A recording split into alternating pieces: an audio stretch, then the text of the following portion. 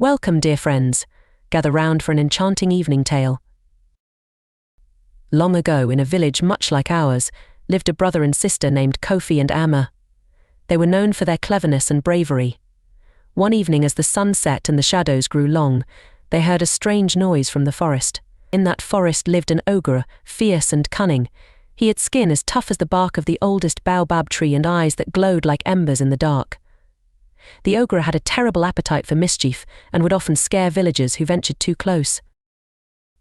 One day, Kofi and Amma decided they would outwit the ogre and bring peace to their village.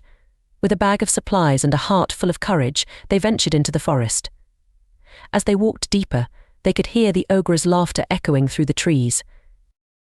They set a clever trap near a clearing where the ogre was known to roam. They tied ropes between trees and scattered leaves over a deep pit.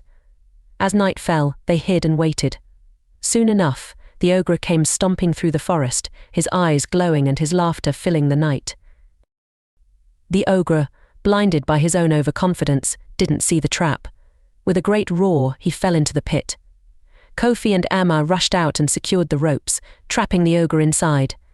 They had outsmarted the fearsome creature. With the ogre trapped, the village was safe once more. But Kofi and Amma did not want to harm the creature. Instead, they spoke to him and made a deal. The ogre promised to use his strength to help the villagers instead of frightening them. From that day on, the ogre became a friend and protector of the village, and Kofi and Amma were hailed as heroes. And so, dear children, remember this: no matter how big the challenge or how scary the creature, with courage and cleverness, you can overcome anything. Thank you, dear friends, for joining us.